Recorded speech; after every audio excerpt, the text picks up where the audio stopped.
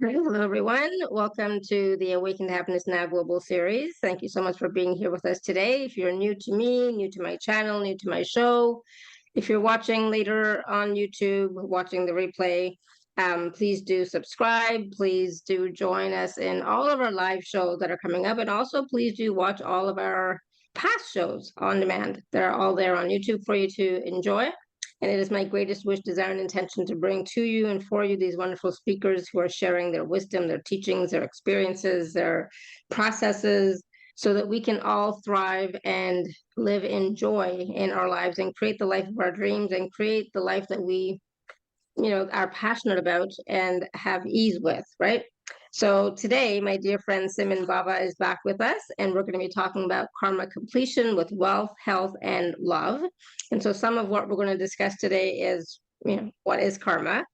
And how does karma affect our lives? Can karma of past lives be cleared without undergoing pain and suffering, or even without performing prayers and rituals?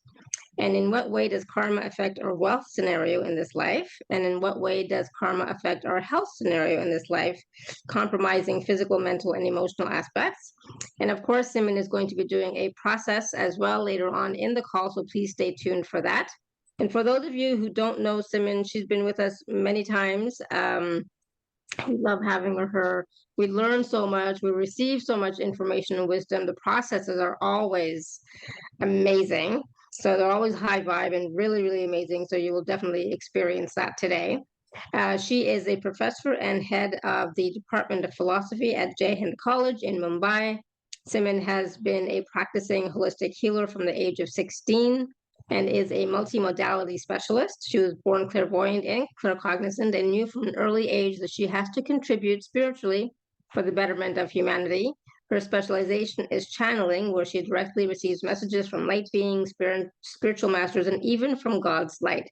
And most of her courses and classes are channeled. And I actually have taken quite a few courses with Simon, especially the channeling course. It was amazing. It was, oh my goodness. So you will definitely, at some point, I'm sure Simon will bring that back to us as well. But you will enjoy that. But today, we are going to learn a lot again about karma and to have an experience of that as well. So I'm always excited when Simon is here because, like I said, we learn so much, we experience so much.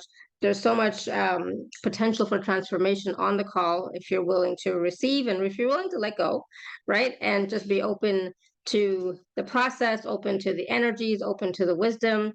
So I'm so glad that she's back with us. So please join me in welcoming Simon back to the show. Simon, welcome. Hi, Shefali, and thank you so much for bringing me back once again. I always believe that, we should have a lot of variety. So that is why I don't like to repeat any of my courses. But it is amazing that you each time have so much of faith in me and you give me these platforms to share all my knowledge and more so the channel knowledge. Now, today we are talking about karma. The moment I use the word karma, everybody is very scared. Everybody thinks, oh my God, I've done something wrong. So everything is wrong is going to happen to me. Or maybe, I'll do something good and good will come back. These are very, very partial concepts, or rather partial understanding of the concept of karma. The word karma comes from a Sanskrit term kra, and kra is a verb. It means to do. Now, in a single day, in those 24 hours, what all do I do? I do so many things. So, karma is even breathing and breathing well. The heart that beats is doing its own karma because it's supposed to beat and not digest fuels, process them. We leave that to the kidney because kidney is not going to beat. Kidney is going to process the water and the toxins within the body. And in a single day, we being a complete whole, one single unified individual that is born out of one single cell, the zygote. And from there, every part of my body emerges. And so beautifully it does. From a single cell, so much of me has blossomed and bloomed. And that single cell did what it had to do. It was doing something. And similarly, every organ in my body is always doing something. Now, at one point in time, you'll tell me, but Simran, I'm not doing anything. I'm just sitting. But sitting is also doing something. When you sit, you're breathing, you're doing something. And this kind of a doing is not always intentional, wherein I am consciously doing something. Many a times, I might just be lost in my thoughts. My stomach is carrying out the digestive process on its own and doing what it's supposed to be doing. And it number of things that I'm doing. Now, there are three types of karma. And I'll try to simplify it because I want to give you the maximum amount of knowledge that I possibly can. So we have three types of karma that is doing rounds in a single day. Of course, one happens to be positive karma, wherein I do something positive and then something positive comes back to me. When it will come back to me, I'll tell you. Second is negative karma, wherein I'm doing something bad, wrong, immoral, and I will pay a price for that. Third happens to be the karma that is neutral karma. Now you'll wonder, okay, Simran, so is sitting neutral karma? Partially, you're right. Is breathing neutral karma? Not always, because many a times we're supposed to breathe right, and we are not breathing right. So there is rightness and wrongness attached to every action that I perform. But some actions I perform because I want to perform them, because I feel like performing, not because there is any consequence attached to it. Well, we are human beings. We are um, rational beings. We're emotional beings. And we always have this inbuilt calculator in our minds. If I do this, what is the probable consequence that will emerge? If I do that, what is the probable consequence that will emerge out of that? So, this kind of a calculation is what we are doing all the time, not sometime, but all the time. And therefore, the moment I attach myself to a particular outcome, that is where I'm making a mistake because I'm only supposed to be performing the action. So many times it has happened. You know, one of the quotes that I read was which always stays with me is, if you want to make God laugh, tell him your plans, and he'll tell you, okay, that's right. Because many a times I have thought, okay, I'll do this, that will happen, and then after that, that will happen, and something else will happen. And believe you me, nothing of that sort happens. Hence, we have to relook at the way we are performing actions in our everyday life. And besides this, we also are human beings who are right now in this mode of fast food where we want everything instantly. We don't want to wait. But karma has a variety of ways in which it makes you wait and also gives it back to you then and there. The one thing happens to quite a few of us is when something good happens to us, we always say, maybe my karmas have helped me. And sometimes when terrible things happen to us, so, okay, maybe my karmas were bad and I just had to repay them, etc. Now, most people think that it works according to Newton's third law. To every action, there is an equal and opposite reaction. But it doesn't always work that way. Because when I was, and all my work largely happens to be channeled work, the masters told me that karma is not equal. It is multiplied by 3. So if I'm going to hurt someone, it comes back 3 times. Because it's very easy that I get paid back in the same coin.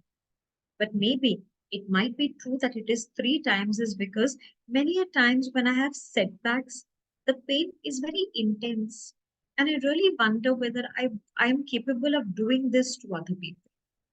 And therefore, when I ask about the fructification of the karma, do I get the fructification here and now? Or do I have to wait sometimes? Well, let us look at some of the perspectives on this. Firstly, do we get our karmas then and there a repayment of that? Well, sometimes yes. Sometimes it is zip zap zoom, immediately. Sometimes it is within a day, within a week, within a month, within a year, within 5 years. And sometimes it is not this lifetime. Sometimes it gets carried over, not necessarily only in the next lifetime, but say lifetimes after that. So, as a past life regression therapist, I have regressed people and I have identified that their karmas and their karmic journey is not assigned to today, is not assigned to this life. It is assigned to many lives before this. Maybe 18 lives, 20 lives, 76 lives, like that far. So the process of karma says, till I don't complete my journey, I'm not going to leave you. It's a sort of a baggage that I'm carrying. Now, there are times that unknowingly I might hurt someone, unknowingly. Would that be counted as karma? Of course it would, because I need to be mindful all the time. Gautam Buddha always says that the best form of meditation to be practiced is mindfulness. You just remain mindful throughout the day. One. Two, Jainism talks about metta, about being compassionate. And therefore, if I have to practice metta or compassion, then I must be compassionate. I must think several times before I speak, even once. And therefore, karma is involved.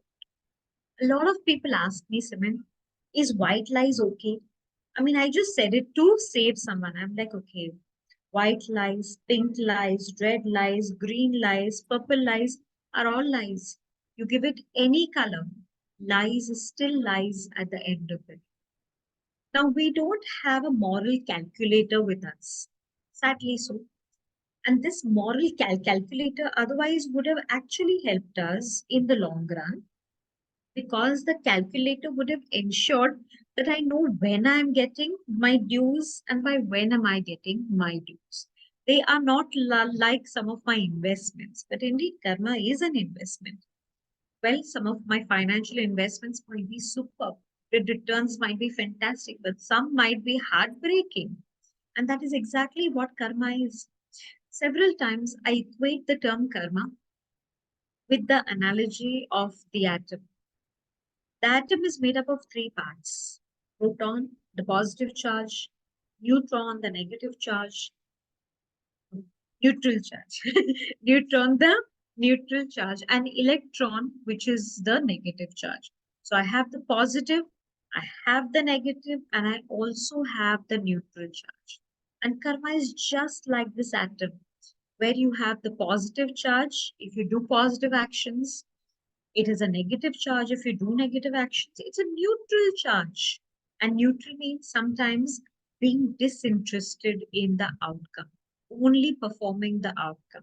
So many of us present away, once in a while, we may have given a pauper a few coins or just some currency because we felt bad for the person. When someone cried, we offered them tissue. That is also good karma, by the way. So we have helped people knowingly or unknowingly. And we always can't lead a life wherein we have a moral calculator. We're looking at our karmas. How much of it am I able to give and how much of it am I able to receive? Yet, when I receive the karmas, sometimes it comes in this lifetime. Sometimes I'm carrying it over from the past. And many a times it is left behind. Now, some of you might be thinking that once my karmas are over, I'm done, right? I don't have to worry about anything, finished, over, stories enough. No, that's not the way it works. Well, in my life and in everybody else's lives, there are certain episodes which have happened. We were very overwhelmed by it. We were very affected by it. But over a period of time, due to wisdom, due to healing, because of the support of spirituality, or just by you having this attitude that I want to let go, we do away with our karmas.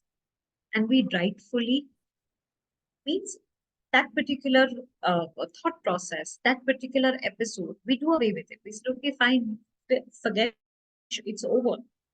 But actually, it's not over. Because though you have forgiven the person, you consciously choose to forget it. Yes, you can consciously choose to forget episodes. So once you're done, but there is something that still remains, and that happens to be the life learning lessons, the brilliance in it, the learnings in terms of what every episode tried to teach me. The minimum that the episode tries to teach me is one, and sometimes it's a lot more than. If you had to pause for a moment and think of a nasty episode in your life, it still taught you something. At least it taught you that you need to stand up for yourself, protect yourself, and so on. So, in essence, even though the karmas are over, the action is done, the consequence I have reaped its fruit, but yet the learnings of it, they stay with my soul, and my soul is in. The soul doesn't die at all. It's like changing of clothes, wherein in every lifetime I have a new body. My soul has a new body, just the way half of the day I am in some other outfit, and the remaining half I am in some other outfit. So it's literally like changing your clothes every season. And therefore, karma is such a wonderful journey for us to understand. Now, in what way does karma affect my life? Suppose I have troubled someone. Is it that the same person will come back and trouble me? A lot of people think so. Maybe not. Maybe if I'm rude and mean to my colleague, and I'm the senior one, and the colleague happens to be junior, maybe at some point in time, some other super senior colleague will be unfair to me. Was the same person responsible for it? No, my actions were responsible. And therefore, it is never equal. We always think that karma is equal. It's never equal. One, two, there is something mystical about karma. Because in what format it will come to us, we don't know. It's like you don't know when you make your investment. Suppose you are into the stock market and you are picking up stocks. You don't know. You're just hoping that it will all work out fine. Because most of us don't like to find faults with ourselves. I don't like to use the word faults or follies. Let's call it soul searching. Beautiful, beautiful word, soul searching. Wherein I look deep within and I ask myself, what have I done? Have I always been good? There might be times I have not been good. But to face this, sometimes we do undergo existential crisis. How could I have done that? Well, because I was not so aware. So it's very essential for us to be very, very sensitive to ourselves, to have compassion not just for other people, but also have a lot of compassion for ourselves. Because we're not always on the wrong side, we're not always on the flip side. We can really do something wonderful in our lives. So, karma, even though I may have hurt someone financially, but it could be that in another lifetime, I have come back very sickly and unwell, and I end up losing all my savings on my health. You see, it did not come back exactly equal. It did come in the form of me having depleted resources of finances because I depleted it for somebody else in a previous lifetime. And therefore, in this lifetime, it has come back. So it came back not just in the form of me having to pay bills, but also in the form of me not having very good health. So the soul scripts its life, and in the scripting chooses it. And therefore, I said it's never equal. When the masters told me it's multiplied by 3, I asked them, explain. I'm a professor, I'm also a research student. So I always ask a lot of questions. And therefore, the answer comes that it affects many parts of how I look, what I do, what kind of a family I'm born in, what kind of an occupation I'll take up, what kind of hobbies I'll have. A large part of my personality, of my life experiences, those major life experiences wherein I'm not choosing anything consciously, but they are just happening. Meeting people. So there is something that is left behind, which might be incomplete, and I have to have completions. I believe that the Creator is very, very merciful, very kind, and extremely benevolent. And that is why sometimes people who have been not so good in the past. Let's take one example, and I will be able to explain this better. Suppose in someone's past life, a surgeon's past life, he has he's been part of some war and he has slayed a lot of bodies. He's killed a lot of soldiers. But in this lifetime, the Creator gives him the opportunity to become a surgeon. He's still he's still having tools which can cut you. There is still blood flowing out. But the beauty of it comes in that this time he's not hurting people. He's healing people. And therefore, again, I reiterate that karma is never the same. There are mystical ways and beings, ways of the Creator that we all flow with. So when I ask myself, how does karma affect me? So there are three major areas that I have seen in my journey as a healer from the age of 16 years. Three major areas: wealth, health, and love. Now, love, no, not always romantic love, but any form of love, and I will come to it in a little while. The first happens to be human wealth. And why is that so? Because if you see, our entire education system is based on making us capable enough and skillful enough to earn our wealth and to at least go through the process of survival. And remember, survival is the key of any human existence, or rather, any living existence. And for us, human beings, existence comes, we're able to maintain ourselves only if we have wealth. There are different sorts of ways in which karma affects one's health, one's wealth. Either people have money and feel very anxious about maybe it will not last, maybe somebody will take it away, and therefore the anxiety around wealth is always there. There are many who don't have wealth and they're always anxious. Will I ever get it? Will I ever have it? And therefore they are also carrying a lot of baggages around wealth. Sometimes people's wealths are cursed because they have earned it through immoral means. I'm reminded of the story of Robin Hood, if I'm not mistaken, where he used to steal from the rich and distribute it to the poor. And everybody used to be like, he's our hero, yay! But in essence, if you look at it, what he did was also wrong. It was good that he distributed the wealth amongst the poor. But what he did in terms of stealing and robbing people of what is their own rightful possession, however way they may have earned it, is wrong. And therefore, many a times when we have or we cast evil eye upon other people and we say, oh, I wish I had that. The moment you say, I wish I had that, you are creating a karmic circle for you. And therefore, the karmas will say, okay, you don't have it, let's test you. And in case if anything is pending karmically, then well, it is going to show up. So, in terms of human wealth, and wealth is something important for us. I remember being a part of an academic discussion on whether having money is bad, whether money is evil. And I just think it is not. It's only a matter of one's perspective because money cannot buy all joy. It's true, but it can buy quite a bit of joy.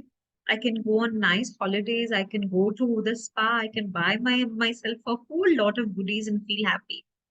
Yet, money is very important for us. As I said, it is essential for our survival. And we all have this feeling that we want to leave behind something for our loved ones. And before that, there is this in-between state that I want to give the best to my children, to my family, to my parents, and so on. So therefore, what is my karma around money that it doesn't stick with me? Or it makes its way out so easily. In some people's case, before it comes in, it's already out. And therefore, so many different perspectives around money.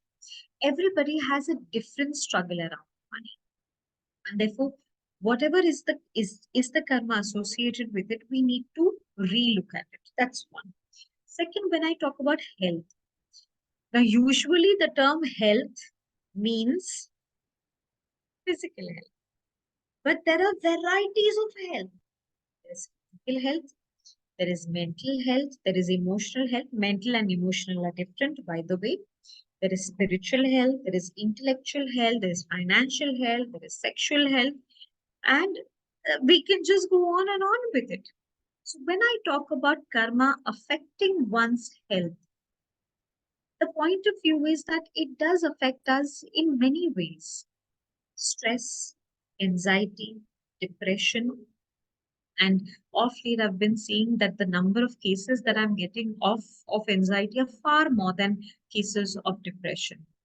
And there are so many ways in which people are feeling harassed because they simply cannot stop thinking. Someone once asked me, Simon, can you please help me stop thinking? I'm thinking too much. Can you just do something? I just want to stop thinking. I said, the day you die is the day you stop thinking.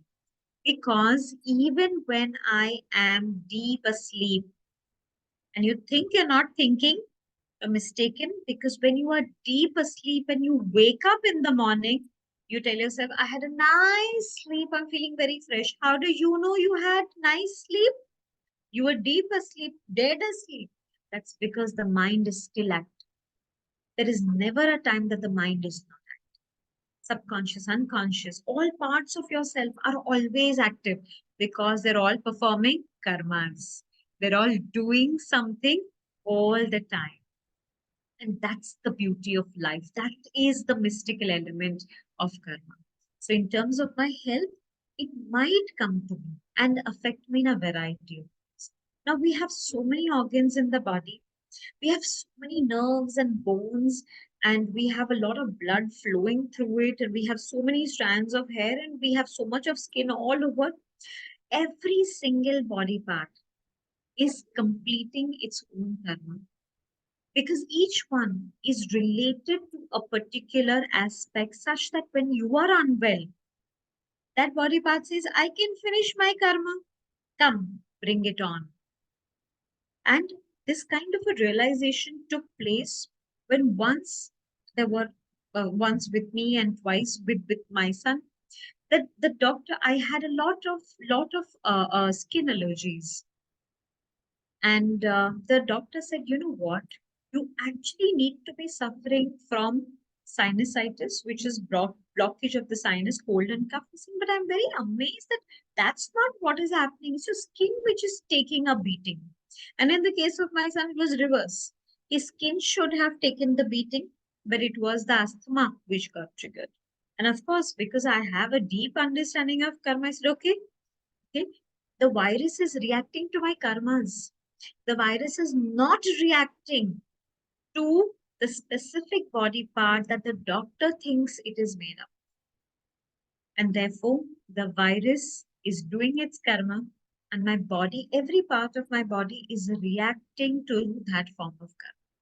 Believe you me, when we are, it's not just that the body is unwell.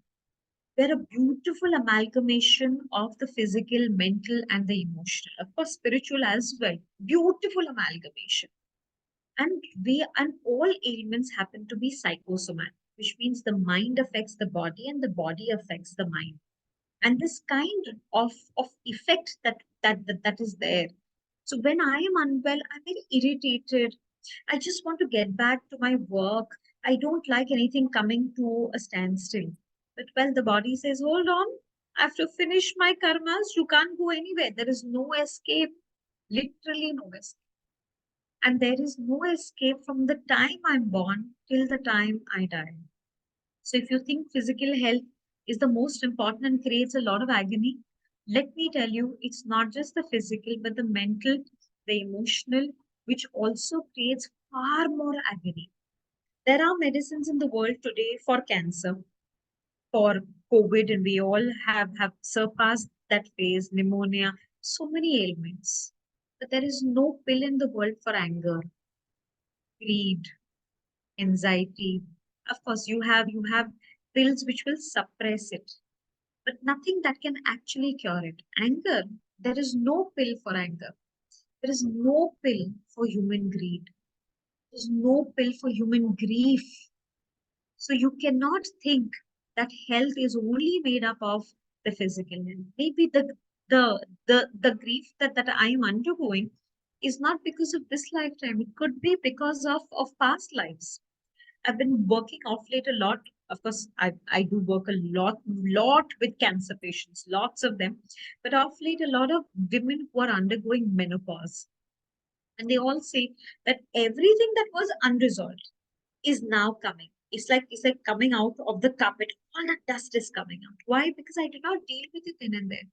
But some of it I have pinpointed and said, it's not of this life, it's other lifetime. You're bringing it upon yourself in this lifetime. When I look at the issue of love,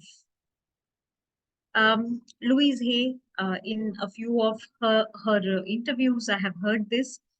She would always say that without love, a small child will die. If you don't look at it and say, "Oh my God, you're so cute. I love you so much. I will always love you." And you hold the baby close. You cuddle the baby. If you don't do all these things, the baby will die. Therefore, love is very essential to us. A lot of us are stuck with issues of love in our mother's womb. So sometimes the mother thinks, well, if you are a boy, I will love you. If you're fair, I will love you. And therefore you already know you're not a boy, you're not fair, and therefore you feel unloved. Whereas there are many who say, okay, I match whatever is your list, and yes, you will love me and I'm loved. So we all have a different story of love. People want love, and therefore they look for companionship. Some are lucky, they find people gelling with them at the same wavelength. But always remember, wavelength is never the same. There are ups and downs to this wavelength as well. When we look at the fact that in our journeys of relationships, be it with parents, be it with siblings, be it with our caretakers, teachers, friends, etc., when we look at all of these people in a totality of existence, we feel loved by some and not loved by many. I often say we're all villains and vamps in someone's story. We're not always our goody self, because I think I'm fine. Another will say, I don't think the person is fine. You can never make everyone happy unless and until you choose to sell ice cream, because whoever comes to buy ice cream is very happy eating the ice cream. So we're not ice cream sellers.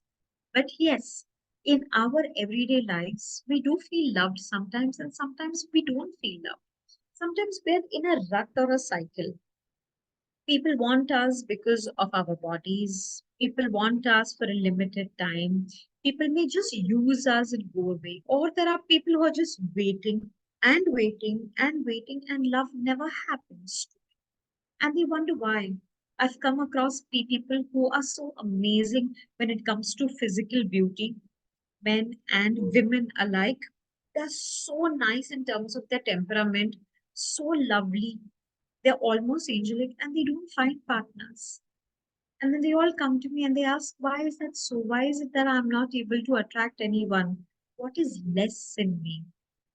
Well, what is more in you is the fact that there are karmas of the past life which doesn't allow me to have what I want to, what is my desire to have.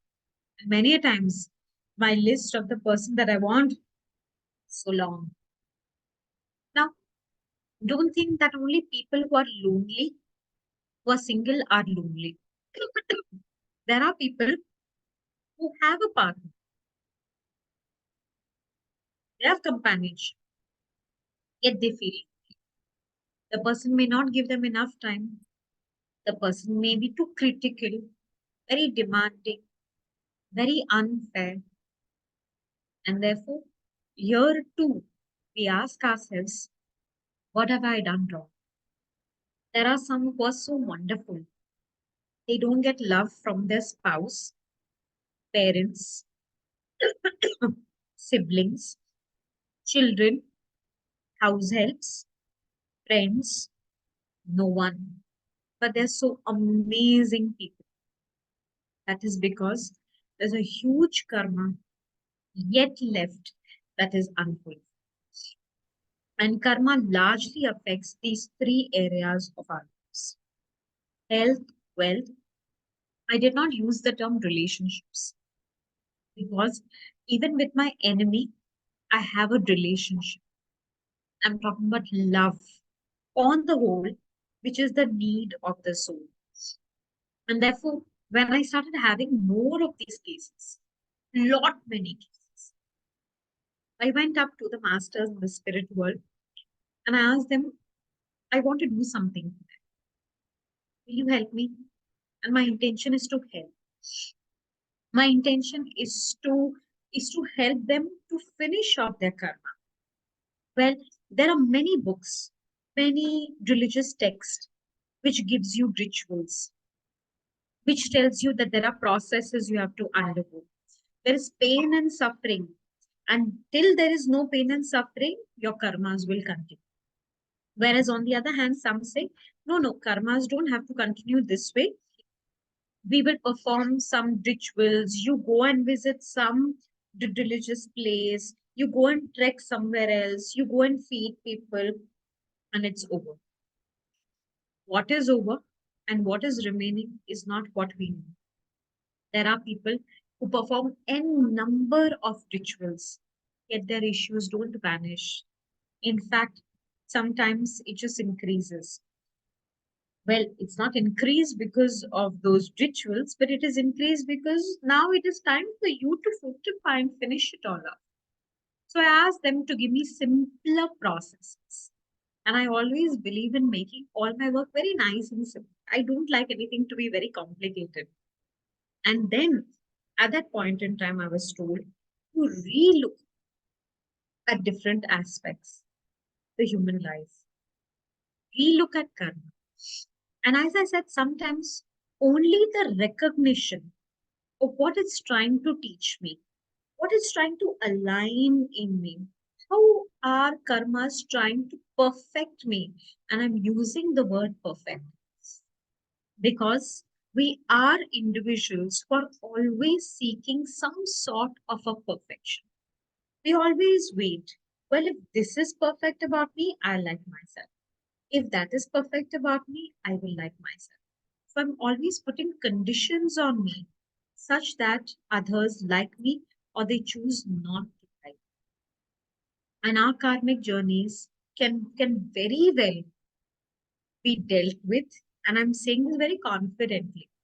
It can be very well dealt without performing of rituals and sometimes without undergoing too much of pain. Sometimes pain and suffering is a reminder that yes, there is something remaining, there is something pending. But always have faith. When the Creator made problems, He also made solutions to those problems. So if you are able to identify those very solutions to the problems, it will help you and aid you in your karmic journey. Sometimes just mere knowledge of what is the issue in my past life can also help us. But sometimes there are people who are left brained. They don't see past lives very easily. And then how do I know what is left and what is pending?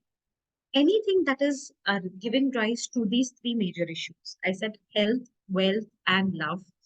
Or if there is pain, if there is suffering, then that means something is left behind. You may be very angelic in this lifetime, but maybe you were not so good in your previous lifetime. It's as If I'm here to give jobs to other people, I'll figure out why did they leave the previous organization or were they thrown out. In case if they were thrown out, I may not want to hire them. I said I may not. I'm being very, very cautious of it. I may not want to hire them. Why? Because I feel that they are not worthy of it. So sometimes when we drop these baggages, that time life believes, oh, we haven't given this person this, let us give them this opportunity. And let us help them in finishing off whatever is left undone. And that is how there is karma completion which takes place. And like me, in case if any of you have these aspirations and the fantastic ideas that we don't want to be reborn as human beings, then it is all the more essential for you to relook at karmas and to take it to the level where there is completion, where you don't have to go to places. Your body is your temple. Your mind has answers to everything. Your subconscious, your unconscious is storing everything. We just have to do the work that is called as the release. Because once the release takes place, that is when the comfort comes in. I was a college going student, and my mother had a very big abscess, huge one. And she was taken to the operation theater. She was in a lot of pain. And after her surgery, when she came out and asked her, Mama, how are you doing? And the first thing that she told me was that Simon, the moment the doctor made the incision and the pus started oozing out, she says the pain was vanishing. It was just going. And once he had cleaned up everything, she said the pain was so less. And that's exactly what we have to do.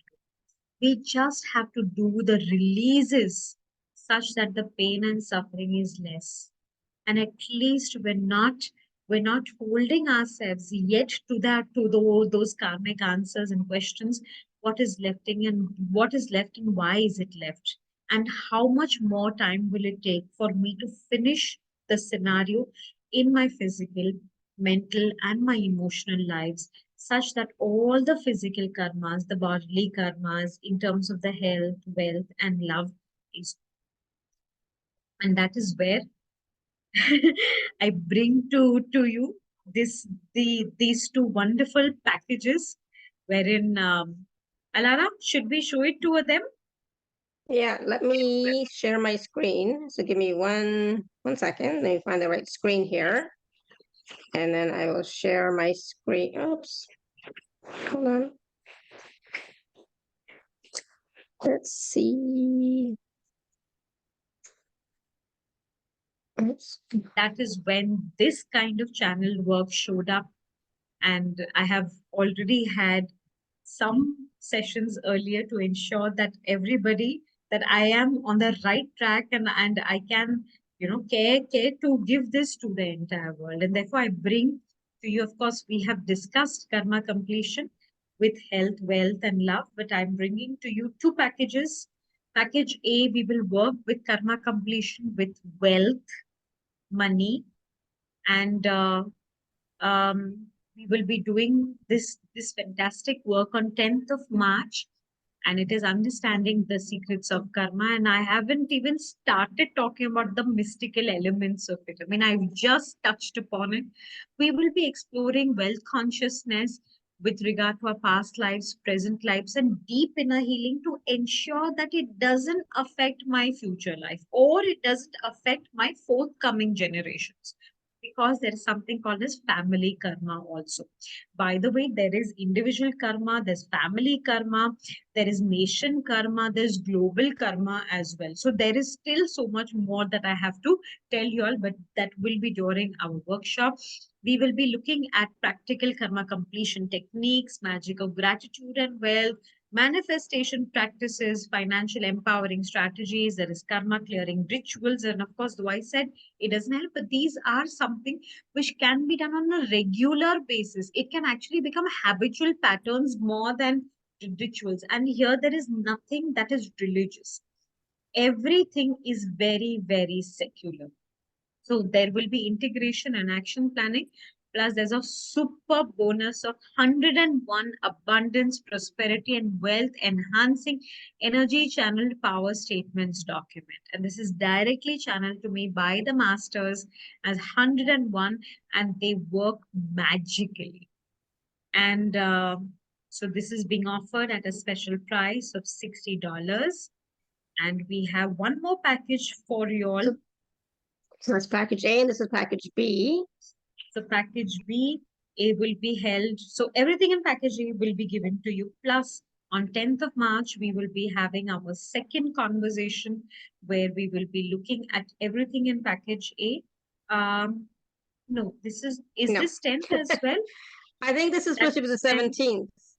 Yeah, it should be the 17th. Yeah, 17th, we'll just yeah. change that. Yeah.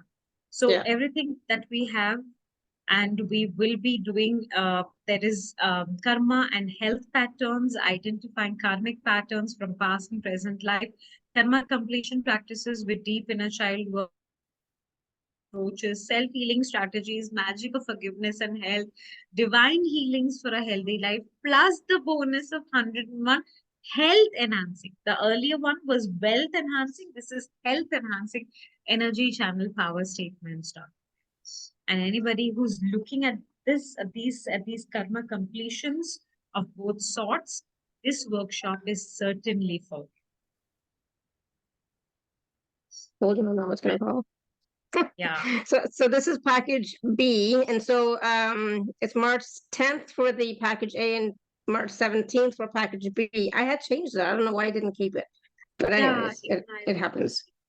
It happens. So again, package A is $60 and package B is 100. There is a payment plan available for package B, and of course, if you're an Inner Circle member, please do use your gift code as well to get your discount.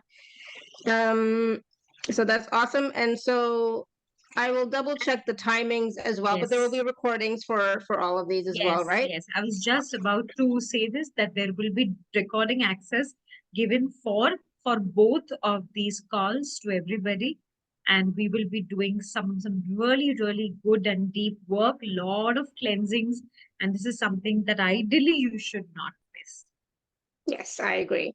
And this is, like we're talking a little bit about karma, but now we're going to talk about, we're going to do a process, but also in the workshop, Simmin, you're going to be doing processes or teaching things that we can do on a regular basis to help with our karma, to release our karma or heal our karma. And as I said that I believe in doing fuss-free work. I believe in doing work that can be done anywhere and everywhere, because I'm always doing the work for myself as well as for humanity 24/7.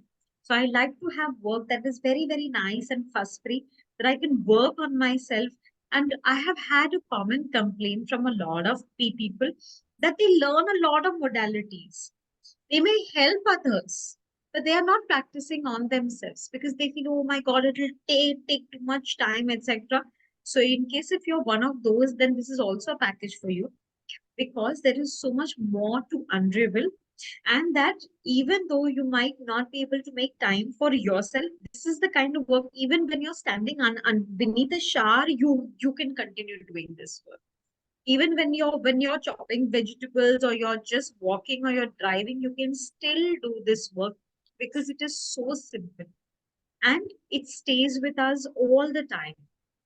Also, once I have completed it, it's not going to come back, because what I need to focus on is the soul learning that will stay with me.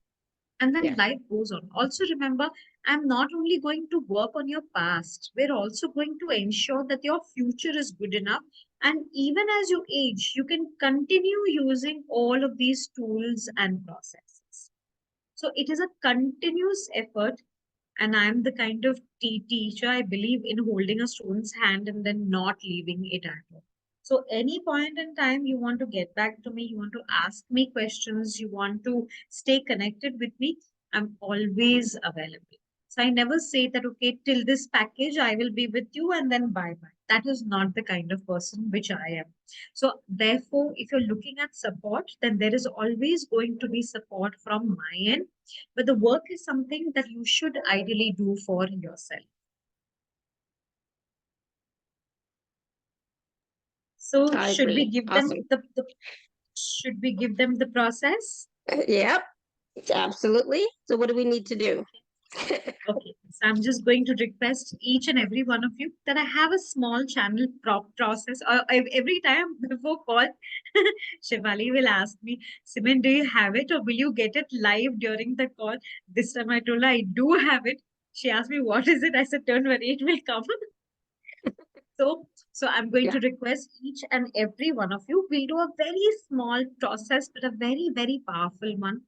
I'm going to request you to please close your eyes and take 3 deep breaths, each time exhaling through your mouth. And be in the space of allowance. Let whatever needs to show up only show up. And don't fear till Simon is here. So as you close your eyes, I want you to see, feel, imagine that you're a very, very, very small speck on planet Earth. You're just a cell, and the cell has your name. Just visualize a cell in front of you that has your name inscribed on it. And as each year passes by, see yourself grow very slowly.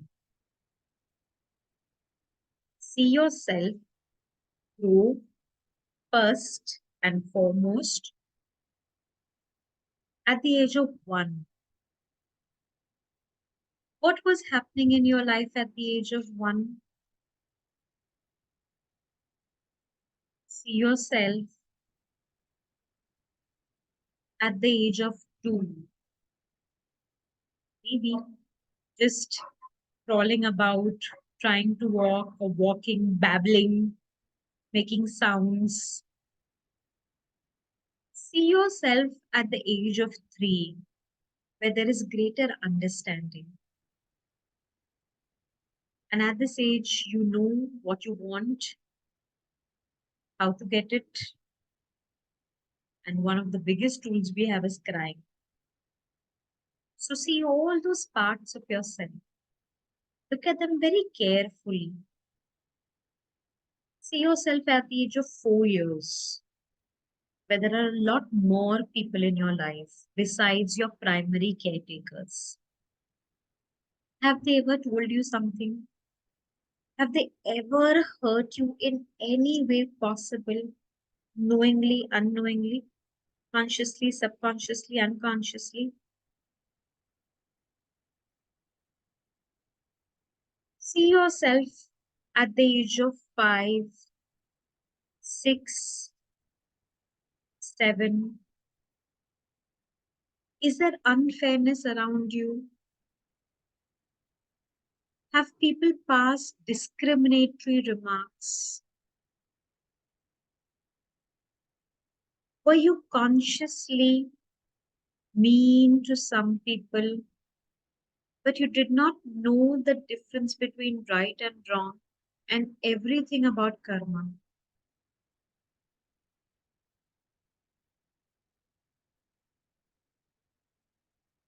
Look at yourself at the ages of 8, 9, and 10, where you have a strong sense of individuality, when you want to do certain things, where there is a huge desire within you that everything has to revolve the way you want. But many a times, family was unkind. Your school teachers were unkind. And there were some who were very kind. And you may be holding some regrets by the age of 10 years, what you should have done, what you should have avoided, and you did not. You knew that you would fall down and yet you climbed the ladder. You knew that your parents will give you a scolding or a beating, and you still went ahead and did what you wanted. And you're carrying mental scars, you're carrying emotional scars. And some of you might even be carrying physical scars. See, feel, imagine that your age is 11, 12, where there is so much of expectation from you, where people want to hear you, and they still want to control you. And then there are people around you who are again close to you, but by now you may have tasted some sort of a betrayal. If nothing too big, then something small. Recall those faces in front of you.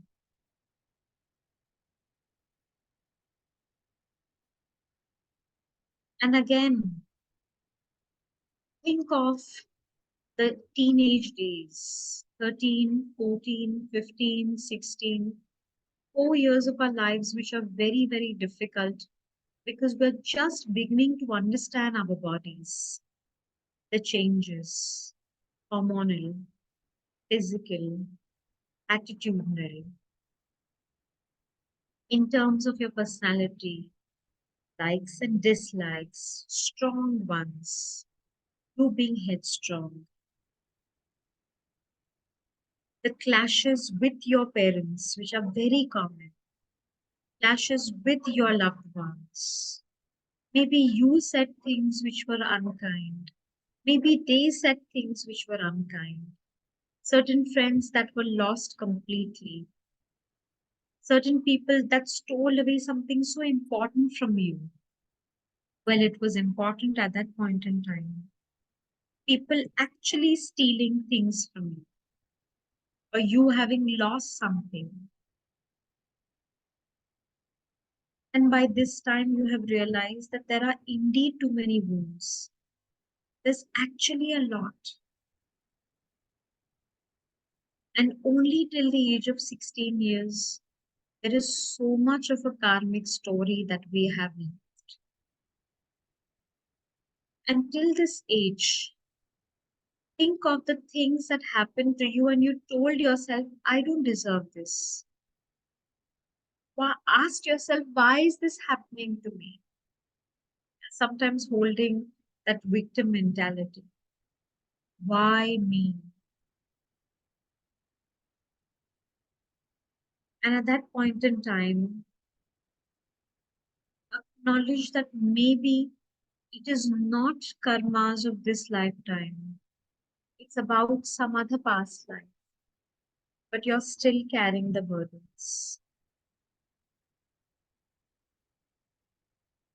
Just imagine that this 16-year-old, and I'll not go beyond that because then the process will change. The 16-year-old part of you is carrying huge stones, stacked full of memories, which are so unpleasant. Just see, feel, imagine how you feel emotionally just reliving these memories. And in fact, if there is a strong emotional charge for you, then acknowledge it's not healed. The first aspect of the healing journey is to ask yourself, is it still paining? And if it is paining, and here is where the alignment needs to take place of your soul and the suffering and the pain. And I told you, the moment there is pain and suffering, there is something that is pending.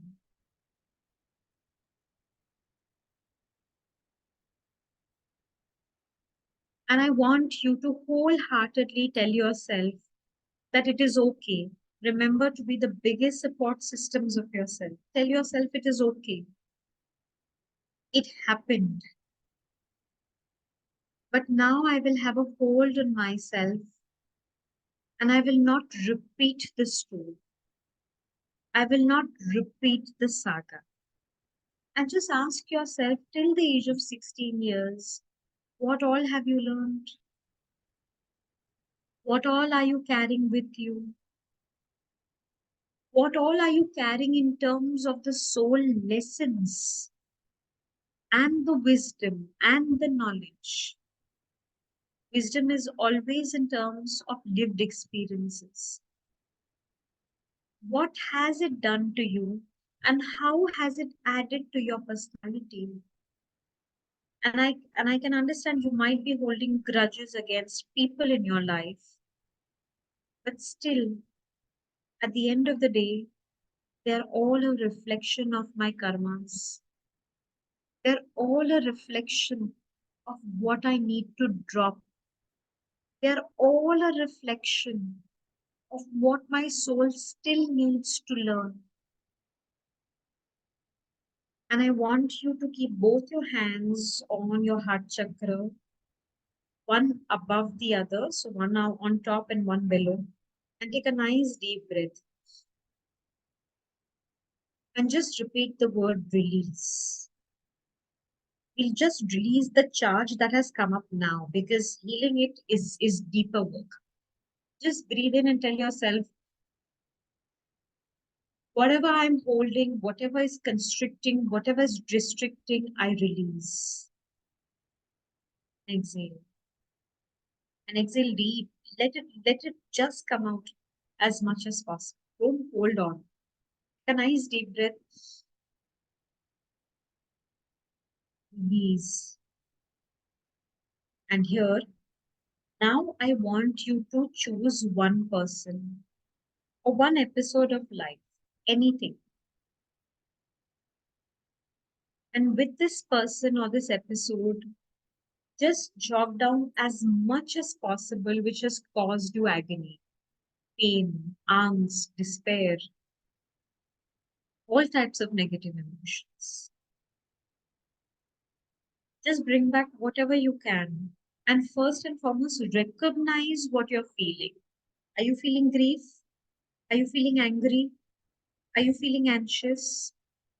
Are you feeling just uncomfortable because sometimes we don't have words to express what we are feeling? And whatever you're feeling, collect it all. Imagine that it's all getting collected as a single ball. It is a nice black ball. And just inhale all the healing that I'm sending you to bring instant relief. Just inhale and exhale this ball. It might come up in one go. It might take a few more breaths and it will come out in parts. But at least whatever you're feeling will make you feel lighter. So breathe in once again. Breathe in the energy that I'm sending you. And breathe out all this heavy feeling and emotion attached. Only the emotion. And tell yourself, I release. I release. I release. The word release brings in so much of comfort. And just release. And tell this episode in person in front of you, I have released whatever emotional charge you have brought to me right now. There might be more, but for now, this is all that I want to heal. This is all that I want to deal with. And you are a part, tell this episode of person, you are a part of my karmas. You are a reflection of it. I'm a human being and I will always grow and I can always overcome you. I have more power over myself than you have power over me. I reclaim my power and just pull the energy back into your chest. I reclaim my power from you. Sometimes we just give our power away too much to others. So I reclaim my power. Then again, breathe in 3 times, each time exhaling through your mouth.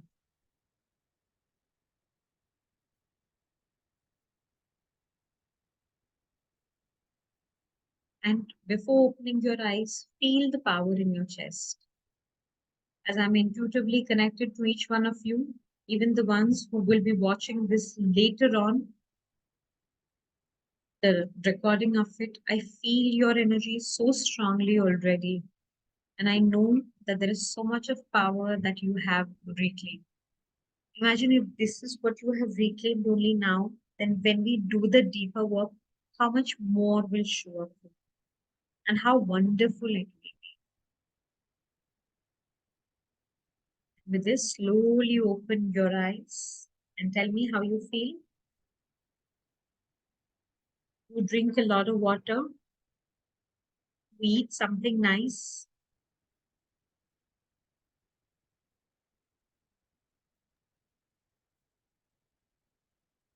He says, thank you so much, Simmin. God bless you.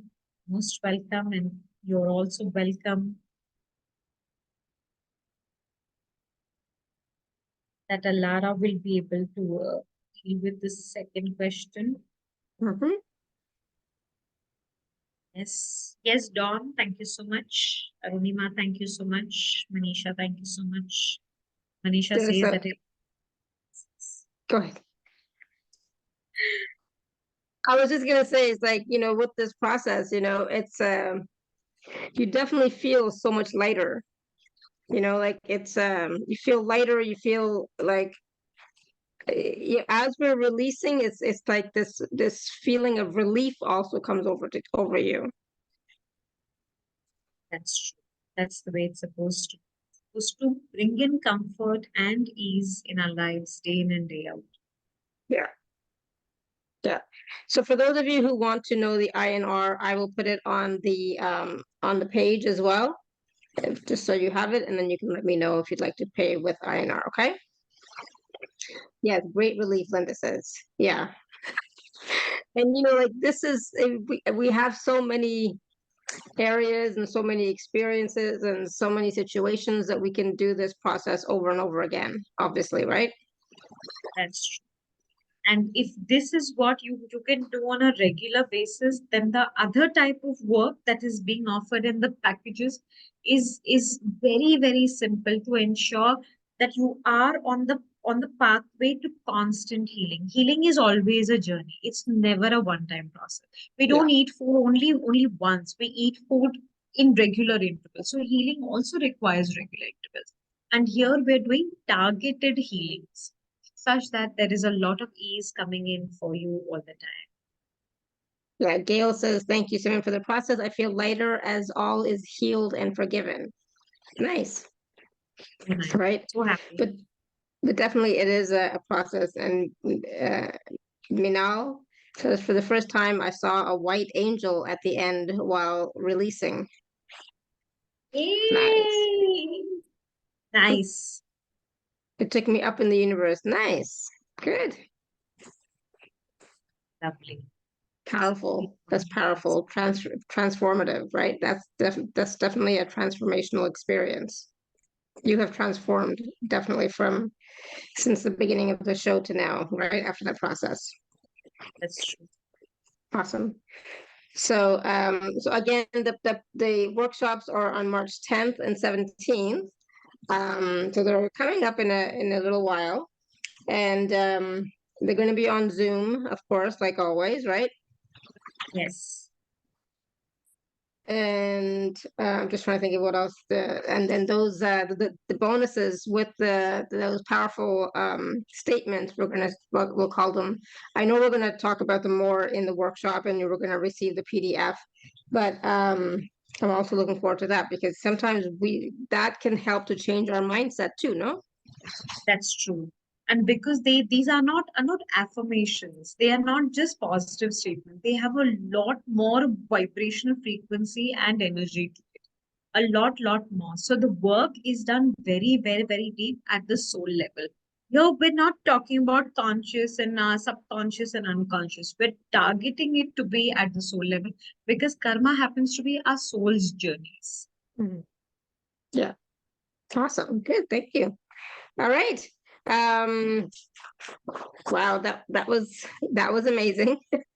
like always, right? Simmin, your processes are always amazing. And then, of course, the information, the wisdom that you receive from your masters, like you said, most of your work is channeled. I would say almost all of it is channeled, but it's sometimes what you share with us is different than what, we've read about or heard about, etc. And so that's why when I listen to you, I know that it's a new perspective, but it's coming from the masters. It's not like, from our ego, our mind. This is divine information that is being sent to us now at this time because it's what is relevant and needed, right? Absolutely, Anna. Yeah. So beautiful. Thank you. All right, everyone. So please do go back and watch or listen again because, like I said, there's so much wisdom, and of course, the process, is so helpful. And of course, I will see you all on March 10th and 17th for the 2 workshops. Package A is the 1 workshop, and then Package B includes everything in Package A plus the 2nd workshop, right? So please do join us Yes. for both if you can. That would be great. Always wonderful. Always, you always over deliver, Simon. So I know that during the workshop we're going to receive a lot of information, a lot of wisdom, a lot of and experience as well. So thank you. So I'm looking forward to it. Yes, great. Me too.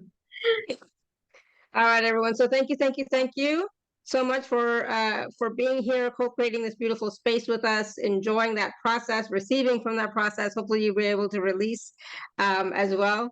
So and receive the healing as well, right? So thank you for being here, everyone, and thank you again, Simon. Like always, it's always such a pleasure to have you on the show.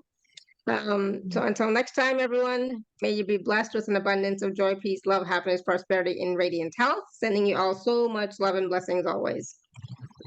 Bye for now. Bye. Have a great day. Bye, everyone.